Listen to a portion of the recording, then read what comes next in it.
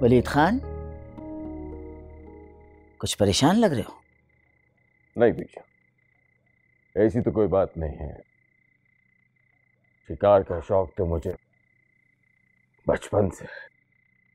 मैं तो सिर्फ ये सोच रहा था बीजा, अगर आपने ऐसा ही करना था तो फिर हाशिम खान को माफ करने का फायदा।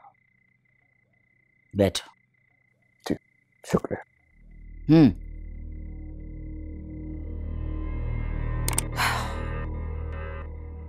मैंने अपने बेटे को हासिल करने के लिए यह तल्ख खून पिया है वलीद खान।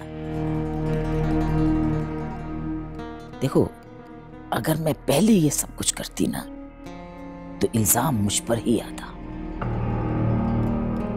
और मुमकिन है कि फिर भी हाशिम खान मुझे ना मिलता। मगर अब दुनिया जानती है कि मैंने अपने बेटे को माफ कर दिया है और उसकी बेटी और उस बीवी को शहर में घर लेकर दे दिया है। अब लोगों ने सब कुछ एक्सेप्ट कर लिया है और वो सब खुश हैं इस बात से।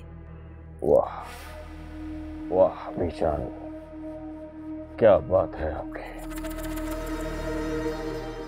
आफरीन है हमारी बीजान पे, क्या प्लानिंग की है आपने। और अब इस पर अमल दरामद बड़ी होशियारी से तुम्हें करना है। जो आपका हुक्म हो बीजान, ये तो कोई मसला ही नहीं है। बीजान, अगर गुस्ताखी ना हो तो कुछ अर्ज करो। बीजान, आप मेरे हालात के बारे में तो अच्छी तरह जानती हैं। काफी जमीनें बिक चुकी हैं, जो बाकी रह गई हैं वो बंजर हैं। तो मैं जानती हूँ सब कुछ। तुम फिक्र ना करो, तुम्हें इस काम का सिला मिलेगा। जो डेरे वाली जमीन है उसमें 600 एकड़ जमीन तुम्हारे नाम कर दी जाएगी। वाह, ठीक है, ठीक है। मेहरबानी बीजान आपकी, नवाज़िश। बस आप बेफिक्र हो जाइए, सुकून की नींद सोइए बीजान आप। आज से ये जिम्मेदारी वलीद खान की। मेरा वादा है आपसे, आपका सर का दर्द हमेशा हमेशा के लिए खत्म हो जाएगा।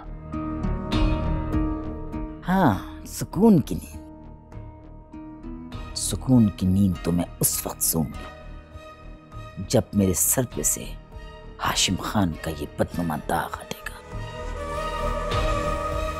और जब तक उसकी बीवी और बच्ची इस जमीन पर हैं और सांस ले रहे हैं, जब तक मैं सुकून का सांस नहीं ले सकती। बिल्कुल बेचा, ऐसा ही होगा।